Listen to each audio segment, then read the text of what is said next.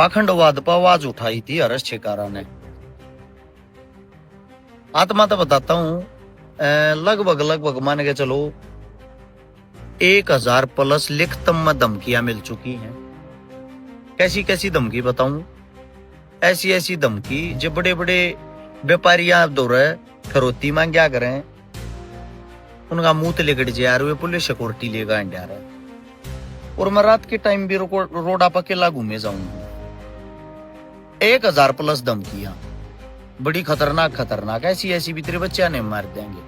और फिर भी मैं पाखंडवाद के खिलाफ खुल कर बोलने लग रहा हूं। दुख इस बात का है, धमकियां तो मैं डर ना रहा ना घबरा रहा। 1% भी मेरा कोई फर्क नहीं पड़ता। मैं चाहे अगले 1 सेकंड के बाद मर जाऊं, मैं अपनी जिंदगी न कति अंतिम चरण में लेकर चल रहा हूं। दुख सिर्फ इस बात का है, जब से मैंने पाखंडवाद को नंगा किया है ना,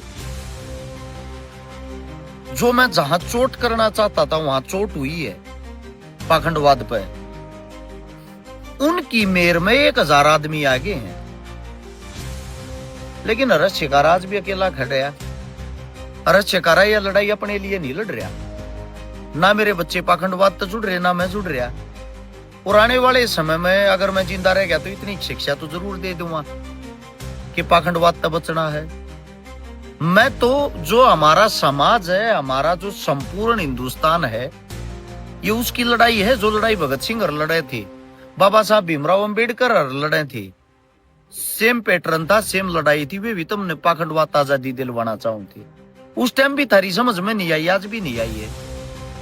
क्या पता कितने हजारों लाखों हर्ष छेकारा राजनीति के भेंट चढ़ गए। और आने वाले वक्त में हो सकता है मैं भी राजनीति की भेंट चढ़ जाऊंगा, क्योंकि राजनेता आदमी कभी नहीं चाहूंगा पाखंडवाद पर बोलना, चाहे वो कांग्रेस का हो या बीजेपी का हो या किसी भी पार्टी का, क्योंकि उनको होती है वोट प्यारी। और आज उन मूर्ख भेड़ों को बता देता हूं जो मेरे को कहते कि मैं मुसलमान हितैषी हूं। मैंने लगभग 1450 गरीब कन्याओं की जो शादियां करवाई हैं, जिन बहनों की 1450 में 1400 में 1400 जो कन्याएं हैं वे हिंदू रही हैं।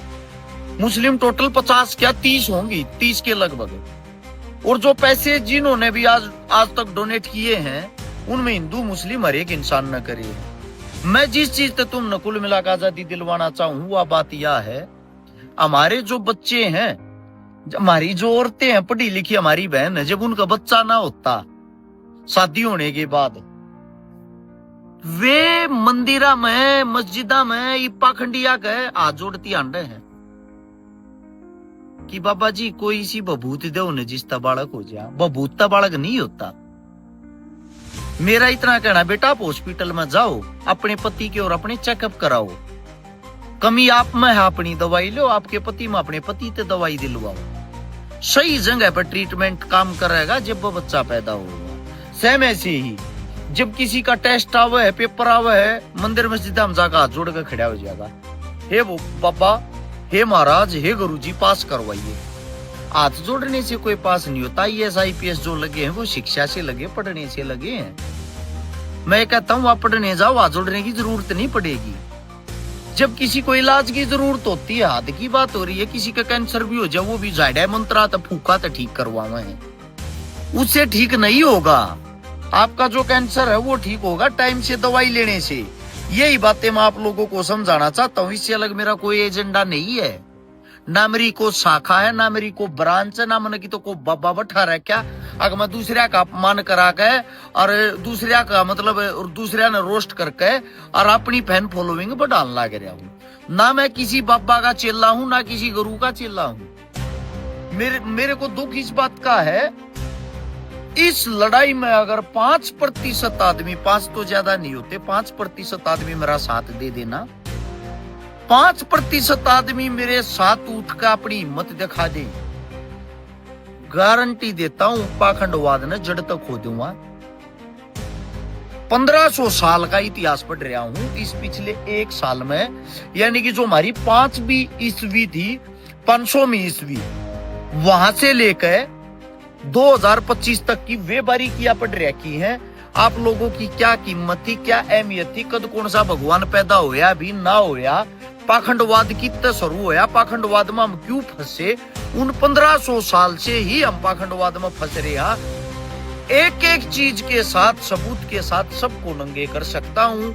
वीडियो के माध्यम से चैलेंज करता हूँ, जितने पर्ची बनानी है फर्जी मोटे पाखंडी बैठे हैं, मैं गारंटी देता हूँ भाई, जितने भी ये इस टाइप के आदमी है, मेरा बिगाड़ के दिखा दो, तुम के बिगाड़ोगे पर्ची बना मेरा जीवन खराब करके दिखा दो, मैंने मार के दिखा दो, मेरे साथ कोई घटना घटा के दिखा दो, पर्ची से गोली तो भाई 1 सेकंड में मर जाएंगे।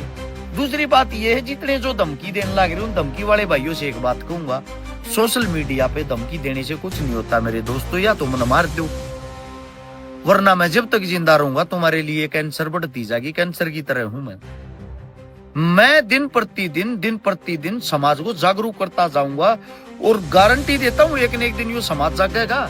जिनको लगता है कि मैं चुनाव के मारे ये सब कर रहा हूं, चुनाव वाला आदमी भैया जी हाथ जोड़कर सबको खुश रखता है, उसने सबकी वोट चाहिए, वो सब नाराजी रखा कर, वो चिकनी चुपड़ी बातें कर रहा है, वो इतना खुलकर ना बोल रहा है। जब मैं इतना खुलकर बोलने लग रहा हूँ, सारी पार्टियां मेरी दुश्मन है, सारे जो मतलब हम जिस चीज पर आवाज उठावा वही हमारे दुश्मन बन जा है, इतना खोल कर बोलने वाले का कोई भविष्य नहीं होता। मुझे भी पता मेरा भविष्य नहीं है, पर मैं फिर भी कोशिश कर रहा हूँ ना। मैं इतना एक हूँ, सिर्फ 5% आदमी मेरा साथ देंगे, उन 5% आदमियों को अगर मैंने जगा दिया, मेरा जीवन सफल हो जाएगा। यही आप लोगों से मेरी एक आखिरी विनती है। आपका भाई अकेला लड़ाई लड़ रहा है, सिर्फ अकेला खड़ा है इस टाइम। सभी को राम राम।